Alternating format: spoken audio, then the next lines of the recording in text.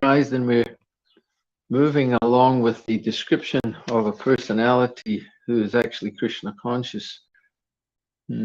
So before we begin, we'll just offer our obeisances to the Supreme Lord. Om Namo Bhagavate Vasudevaya. Om Namo Bhagavate Vasudevaya. Om Namo Bhagavate Vasudevaya. So Bhagavad Gita chapter 2, text number 57.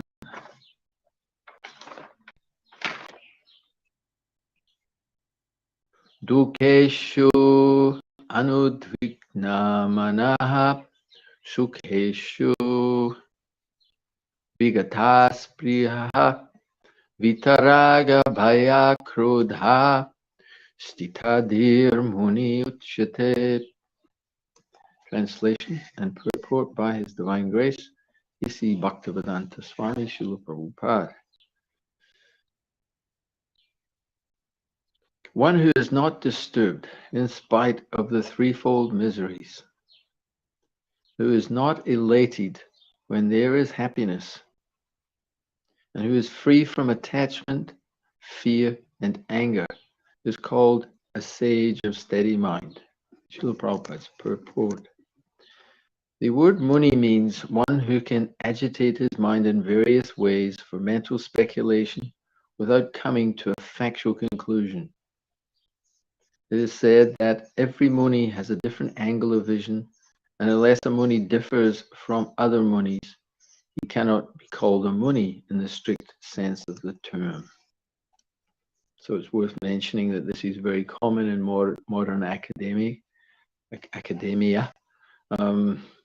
One has to study all the statements of the previous authorities in the subject matter, but then one is encouraged to come up with his own idea, and unless one has his own quote-unquote philosophy on this specific subject, then he's not quite, Prabhupada says, he's not cannot be called a muni in the strict sense of the term.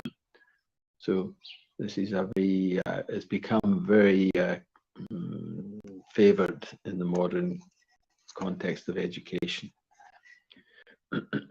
But Prabhupada continues, but a stita D muni, as mentioned herein by the Lord, is different from an ordinary muni.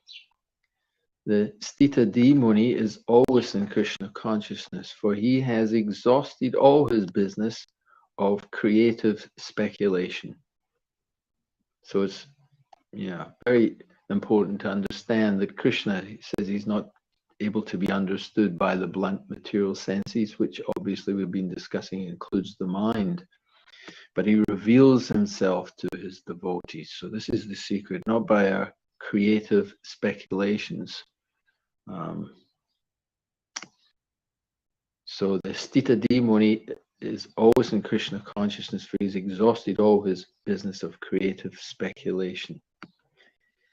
He has surpassed the stage of mental speculations and has come to the conclusion that Lord Sri Krishna, or Vasudeva, is everything.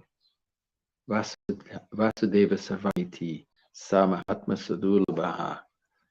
After many births, Bahunam Jamanamante Gyanavam Mam Prapajate, Vasudeva Sarvamiti, Samahatma Sadulabha.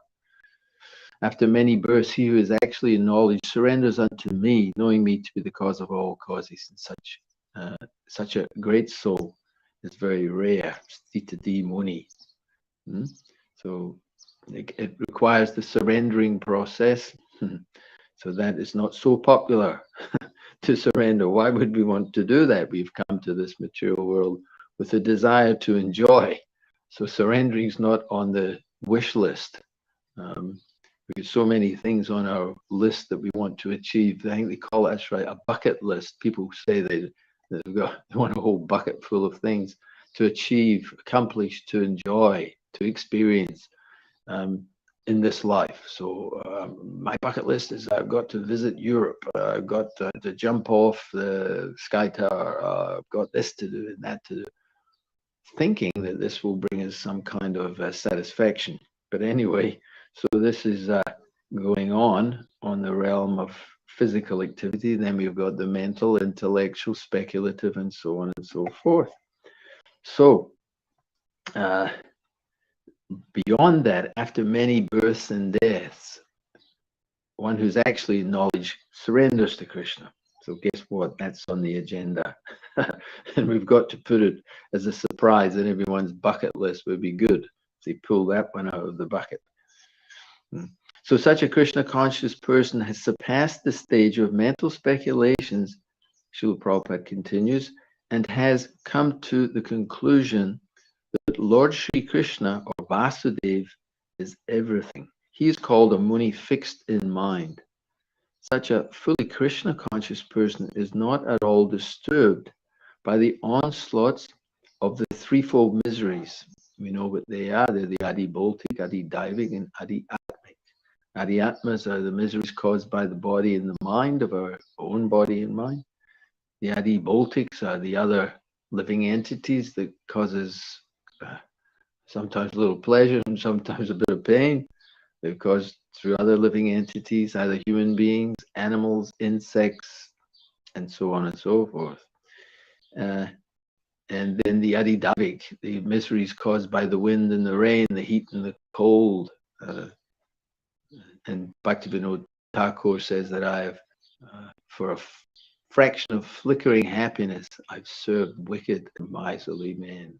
I suffer the rain and the cold, the wind, and so many things.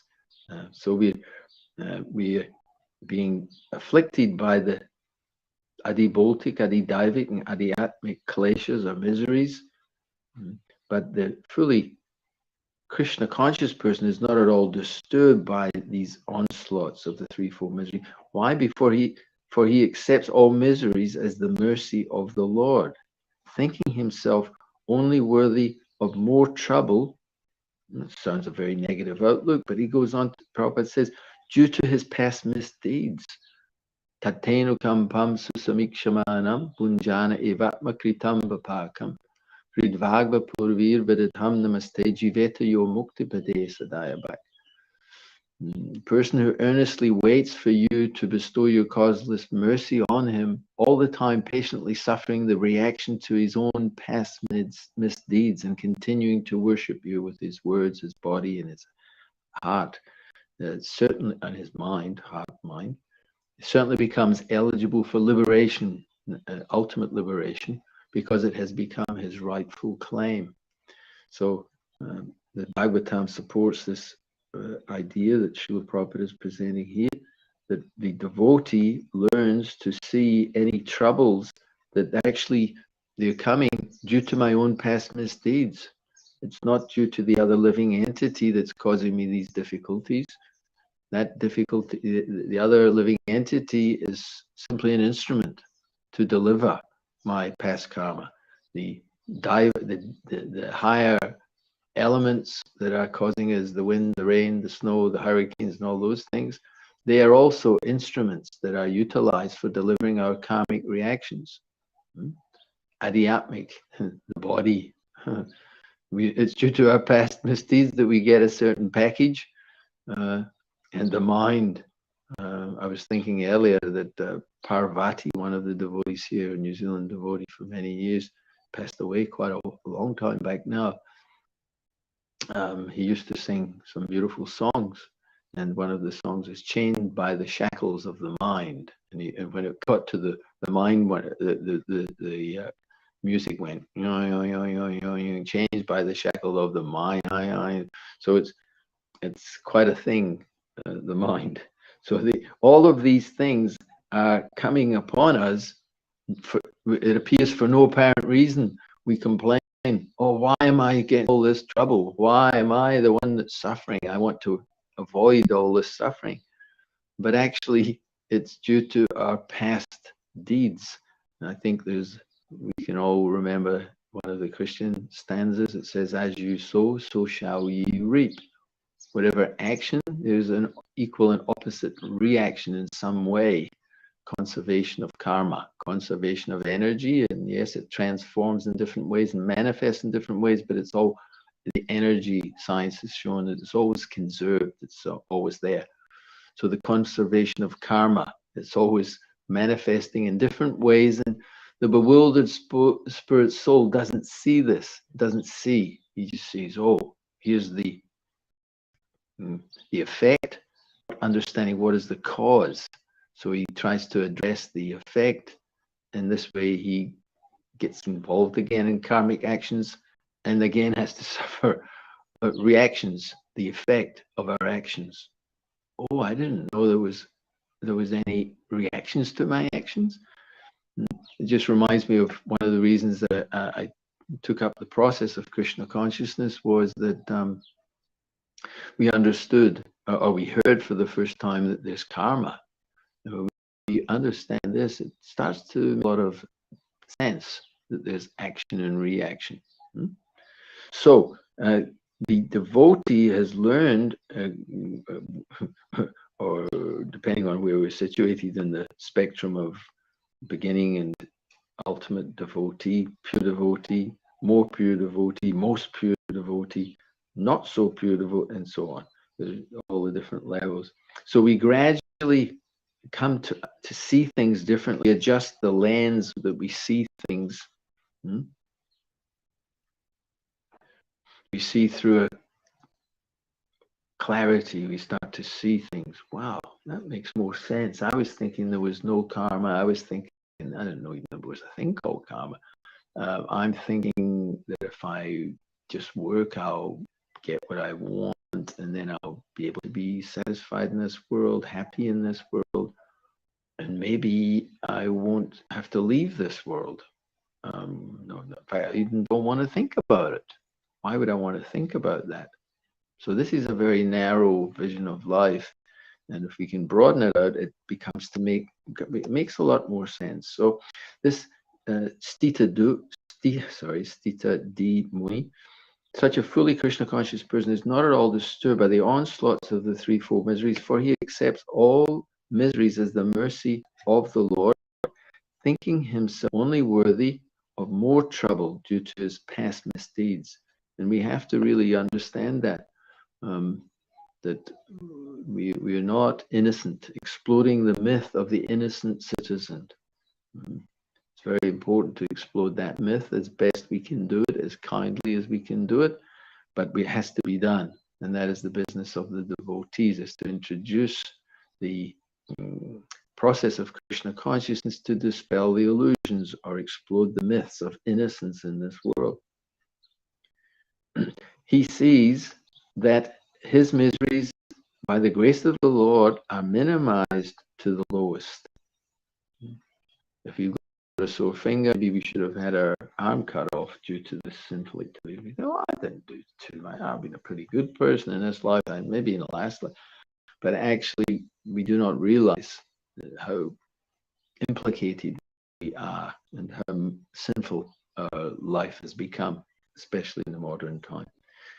Continuing, Srila Prabhupada's purport, similarly, when he is happy, so this is the advanced Krishna conscious person, he gives credit to the Lord, thinking himself unworthy of the happiness. He realizes that it is only to the Lord's grace that he is in such a comfortable condition and able to render better service to the Lord. I mentioned the other day that His Holiness Mahavishnu Maharaj, Gujarati Mahavishnu Maharaj, who used to visit New Zealand and has some disciples here. He would explain very nicely that when that happiness, it's advised that we digest it just drop by drop. Why? Because happiness is an intoxicant. And when we get a little happiness in the world, it's like, wow, that tastes pretty good. Give me more of that. I want more happiness. So he was advising that when happiness comes our way, that's fine. We train ourselves to see, thank you, my dear Lord, somehow or other I'm in a position where the dukkha's, the threefold miseries are not pinching so much. And really, if we examine again, if we go a little closer, we'll find that it generally the case is that we've got a little bit of relief from the actual position. Yeah, darkness is the position, we get a little light. It's nice. Oh, that's nice. It's better than darkness. So when we get a little quote unquote happiness, which is basically a temporary cessation or relief from the miseries of the adiboti, adidai, constantly coming at us. So we take that as happiness, and we can get intoxicated by it very quickly. So we're encouraged not to become elated. I think Prabhupada's already used the word possibly. Comfortably using. And for the service, he's always there. Okay. The word, I think he uses it somewhere in this purport. Let's just go back to the purport then. Thinking himself unworthy of it. He realized it is only due to the Lord's grace that he's in such a comfortable condition and able to render better service to the Lord. And for the service of the Lord, he is always daring and active and is not influenced by attachment or aversion.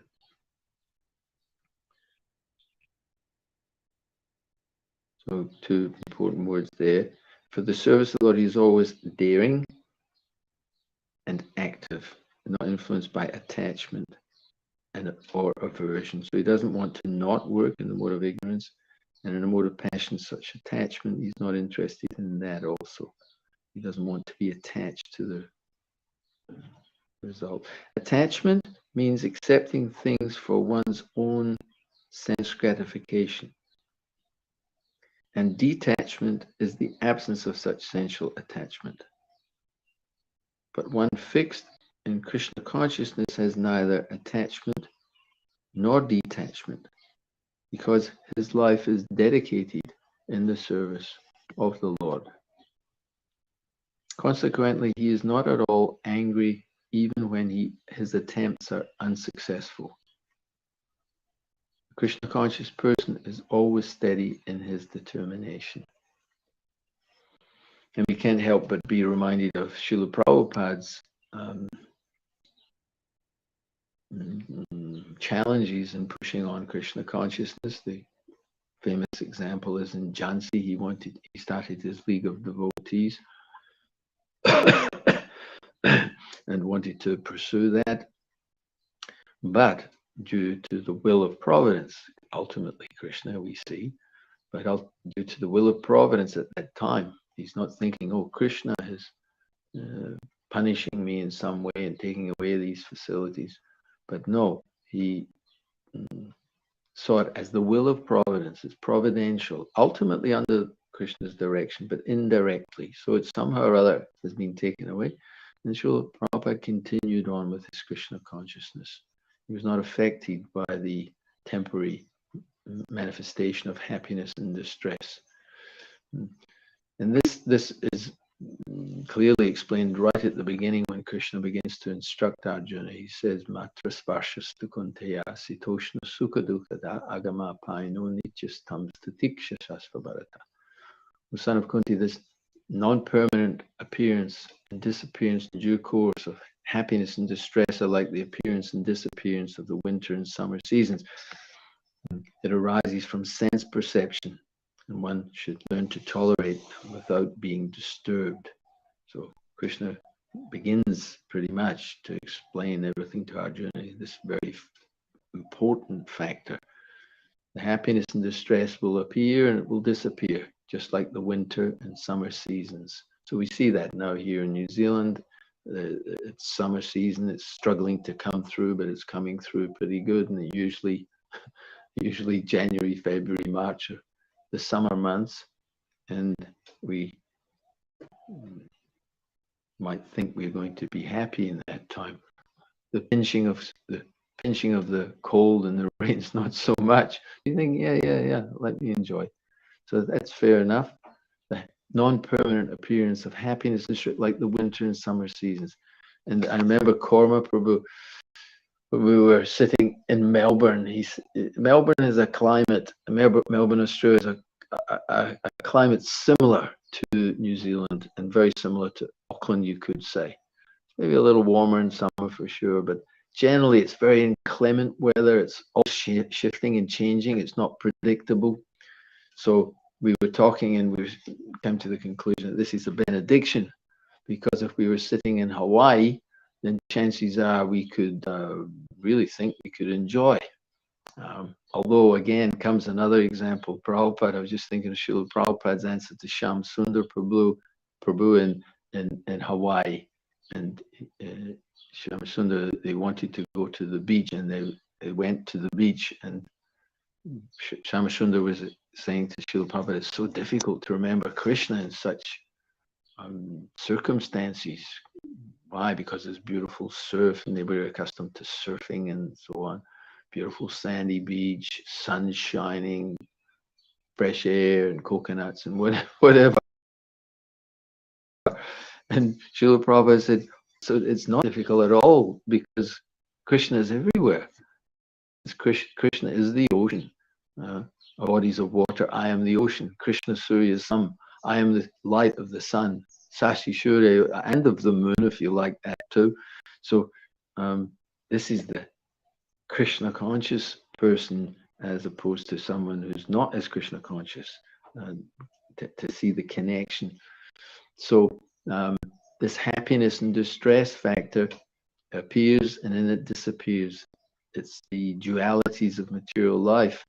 And at the very end of the purport, Srila Prabhupada says, a Krishna conscious person is always steady in his determination. So it's not that difficulties will not come our way. It's not that happiness will not come our way, but we're being encouraged by the master of all mystic yoga, the Supreme Personality of Godhead, to see things clearly. So this is the beginning of his explanation. Arjuna says, what in text 54, what are the symptoms of one whose consciousness is thus merged in transcendence? How does he speak? What is his language? How does he sit? How does he walk? He wants to know he wants to know what it's like. What is such a person? Maybe we could make some adjustments to our life to become such, move in the direction of becoming such a Stita Muni. And the Lord replies to Arjuna, and he's doing that now. O Partha, when a man gives up all varieties of sense desire which arise from mental concoction, wow, again, he's qualified. You've got to give up all varieties of sense desire. Oh, that's pretty tricky. It's hard. But Krishna immediately helps us by saying, which arise from mental concoction. There's no lasting reality to these desires. And when his mind finds satisfaction in the self alone and not out there, in the activities, intelligent person does not take part in the sources of misery which are due to contact with the material senses. O son of Kunti, such pleasures have a beginning and an end, and so the wise man does not delight in such activities. So Krishna is explaining that also in Bhagavad Gita. This idea is there. So to give up all varieties of sense desire, because we realize it's mental concoction and it creates misery. We think it's going to create unlimited pleasure, but I don't know how you're going with that, but I've found it doesn't work so well. And when his mind finds satisfaction in the self and becomes focused in the self, then it's said to be in pure transcendental consciousness. So one of the prerequisites then, at the beginning, the Lord's saying, giving up all varieties of sense desire, which are only mental concoctions, and the mind being satisfied in the self, in Krishna consciousness, then we are situated in pure transcendental consciousness. Now, how does that look? Krishna continues, who is not disturbed in spite of the threefold, who is not elated when there is happiness, and who is free from attachment, fear, and anger, is called a sage, please excuse me, a sage of steady mind.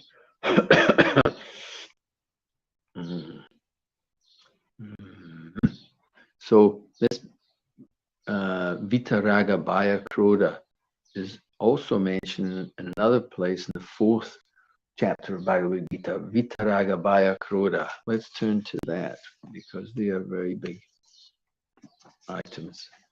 So Vita is freed from. Raga is attachment, Bhaya is fear, and Krodha is anger. And Krishna says in this 4th chapter, Transcendental Knowledge, he says, being freed from attachment, fear, and anger, being free, being fully absorbed in me and taking refuge in me, many, many persons in the past became purified by knowledge of me, and thus they all attained transcendental love for me.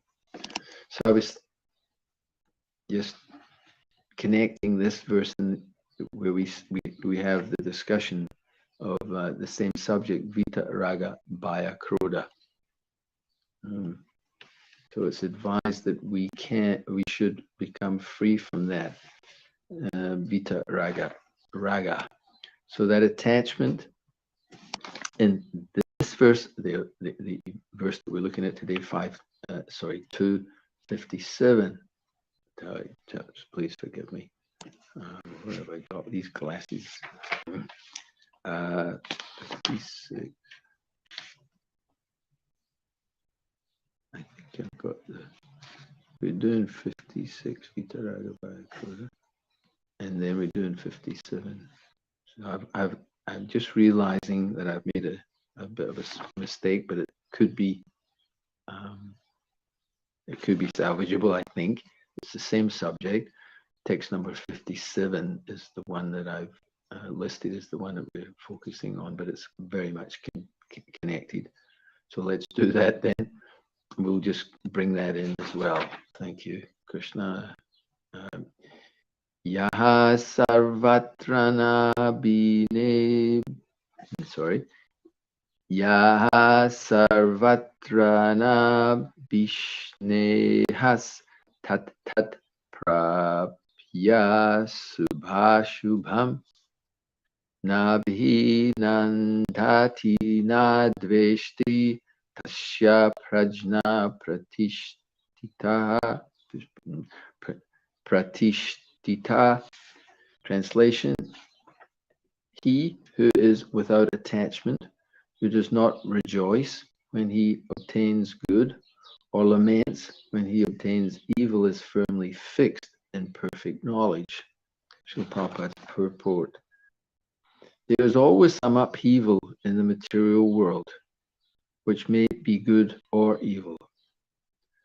One who is not agitated by such material upheavals, who is unaffected by good and evil, is to be understood to be fixed in Krishna consciousness.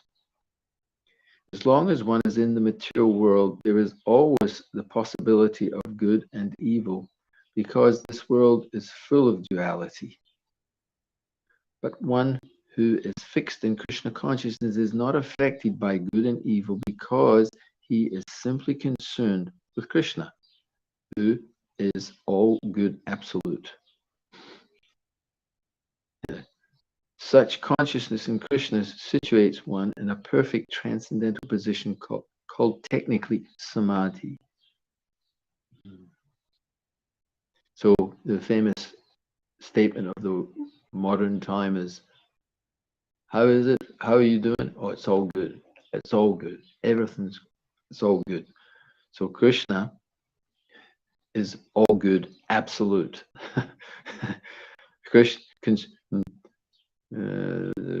But one who is fixed in Krishna consciousness is not affected by good and evil, because he is simply concerned with Krishna, who is all good, absolute. I love the way Prabhupada stated it there. Such consciousness in Krishna situates one in perfect transcendental position called technically samadhi, transcendental to the modes of material nature, being situated in Brahman, the supreme Brahman, Param Brahman, Krishna. So this is being encouraged continually by the Lord to transcend the modes of nature, transcend the Vedic mode of goodness instructions to elevate yourself to higher places and so on and so forth. and become established in the self. And what is that position? Jivara Svarupa Nichara Krishna Das. Again and again we hear our constitutional position is to serve the Supreme Personality of Godhead. And it's a gradual process. I was reading that a little earlier, that it's a gradual process, this process of Krishna consciousness. And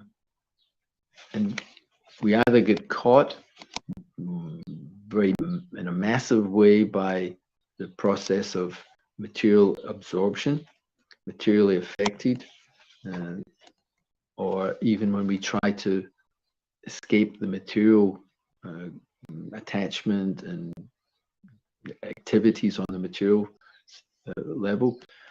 When we start to think of transcendence, we're too materially attached, so we can't do it.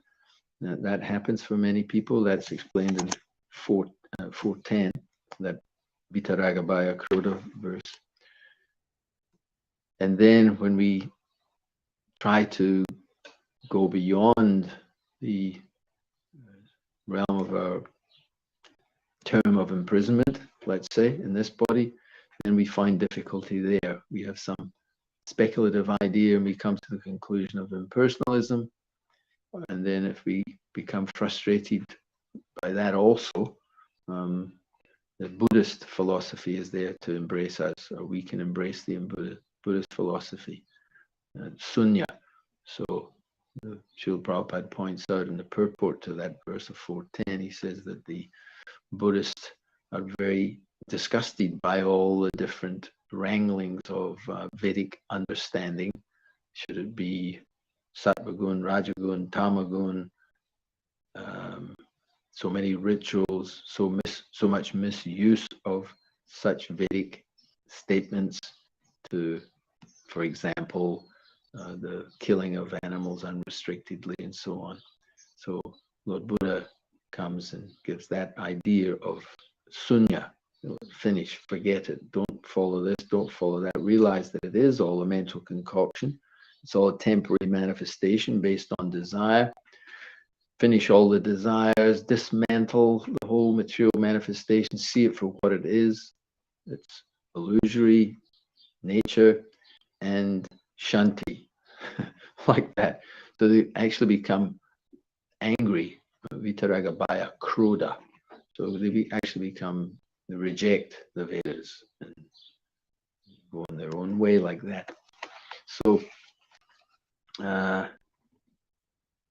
the Krishna conscious person is firmly convinced of the superior understanding as given by Krishna, that we should go beyond these dualities, and that will be manifest more and more in such a person. So we're hearing of these qualities.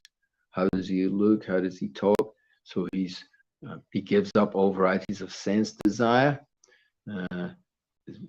finds satisfaction in the self. Then he's not disturbed in spite of the threefold miseries going on all around. He's not elated. It means when he's happy, he can experience happy, but he's not elated. He's not going to think that that's going to stay, because he knows that after happiness, distress will come, just like after summer, winter will come, and so on. So again, he's established in knowledge. So he'll be free from attachment, fear, and anger. So that's a stage of steady mind. And then Krishna continues, he who is without attachment, who does not rejoice when he obtains good, doesn't rejoice. He experiences, oh, this is good, but Prabhupada is saying the comfortable situation that may be there, then he's thinking, okay, I can accept like that. And we see that again in the example of His Divine Grace, that he was very well situated and so happy just in a simple way. If he was sitting in Sridham Mayapur in a grass hut, then he was very comfortable there.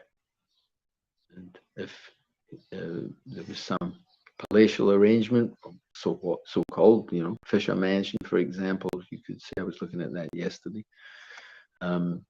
that very nice arrangements. The temple could be opulent. Then Prabhupada would utilize those facilities. He saw them as just being able to be utilized in Krishna's service to attract the people. He said, for me, for devotees, he wasn't proud saying, oh, for me, but for devotee, we'll just sit under a tree. A very simple arrangement. But he said, if I just was sitting under a tree, then no one would come. But the power, he did just sit under a tree in Tompkins Square Park. But when the people came, they couldn't stay with them under the tree. The government wouldn't allow, neither the people would want to. So he had to make some facility. And we see Srila Bhaktisiddhanta Saraswati Thakur. He's made so much arrangements to provide for people so that they would feel comfortable. And we think, yeah, right, that's how, as devotees, we should be really comfortable, because Bhaktisiddhanta Prabhupada, he was really into it. This is the art of, what is it? Fishing without getting wet. So you can use facility to attract people, but then we should not become attached to such facility. Otherwise, we are cheating ourselves and others. So the facility can be utilized for those that require some facility. And then we should be looking, how can I simplify things in a way which will not unsettle my wholesome condition? We're not saying that everyone should perform severe austerities, because that is not the Vaishnava way. But one should, according to one's capacity, look to see how to keep things simple. And that way one will make steady, gradual process on the path of bhakti. So again, it's a great science. So where are we time-wise? I'll just check. Okay. We will. There's always some upheaval. That's a big statement, isn't it? And sometimes we think, oh, there's been a big upheaval. There's been the COVID. It's been such an upheaval. Yes, that's true. Definitely has been. I don't know how long it's been, 3 years nearly, or 2 or 3. I think I've lost track. So it's such an upheaval. And it is. It doesn't bode well for the future. It doesn't, yeah. But if you look, there's always, Prabhupada saying, there's always some upheaval in the material world. But again, the power of Maya is so strong that we forget that. We think, no, the world's a good place. It's all good. And it's natural. Let's get back to normal. So we think that normal is it's all good. But actually it's not. It's the nature of the material world. There's always some upheaval going on all over the place. And we won't, just if you want to see it, turn on the news and you'll see it, an upheaval there, an upheaval. And we think, oh, that's just because of global warming. It's just because of government unrest. It's just because of a dictator invading another country. It's just because of there's too much traffic on the road.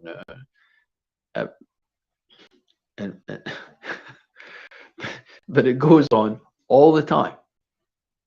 It's never stopped. It's just the way of it. It's the way of the material world. And it may be apparently good upheaval in some shape or way, or evil.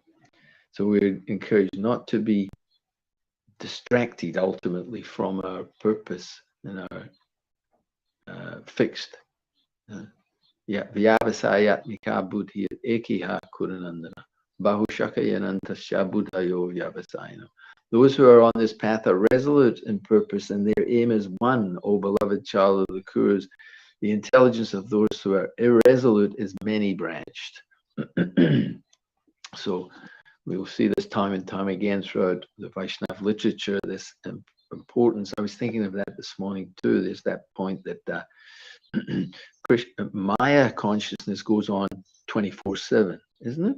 So somebody who's not in God consciousness is fully absorbed in the material world, their body, their senses, their activities, their desires, fully. It's not like they kind of fall in and out of Maya. They're always in Maya. It's full absorption. So in a similar way, Krishna consciousness requires that full absorption. Makes sense, doesn't it? We need full absorption, so we hear it time and time again that we have to be in samadhi. Such consciousness in Krishna situates one in a perfect transcendental position called technically samadhi. Means full absorption. And we think, well, I can't do that. Samadhi is too much. So what will we have if we've not got samadhi? Is that we'll have kama mishra bhakti, or we'll have jnana mishra bhakti. We'll have a mix. It's good that we've got some bhakti, but we don't want to have a mix because we won't be able to come to the platform that we will be able to enjoy full Krishna consciousness free from the material world. So again, it's a gradual process, but that is the direction we head in, so that we can tivrena bhakti yogena. We can engage constantly in Krishna, and it's Krishna is very kind.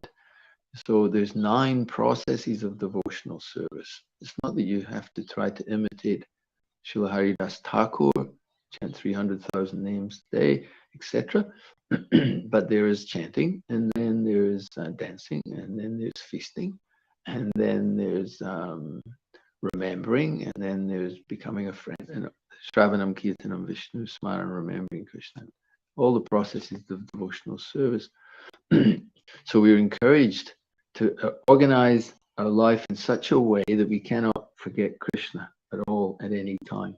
That's the essence of all advice, is that one should utilize one's time 24 hours a day in nicely chanting and remembering the Lord's divine name, transcendental form, and qualities and pastimes, thereby gradually, Rupa Goswami says in his Nectar of Instruction, thereby gradually engaging the tongue and the mind. In this way, one should live in a holy place, like Vrindavan, or one's home can be made into Vaikuntha. The holy place can be there, and serve Krishna under the guidance of devotees. In this way, one should execute devotional life. So this is the amazing opportunity that we have to develop, not to imitate, but to develop these qualities of being detached from material things, not being disturbed by the miseries, the threefold miseries of life, not being elated when there's happiness.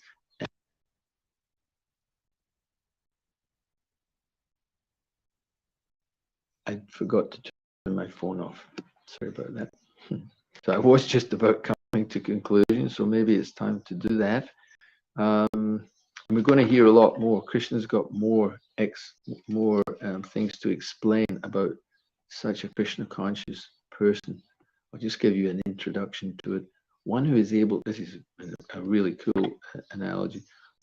Krishna says, one who is able to withdraw his senses from the sense objects as the tortoise draws his limbs within the shell, is to be understood as truly situated in knowledge. Wow. And Srila Prabhupada is going to explain that in the next verse.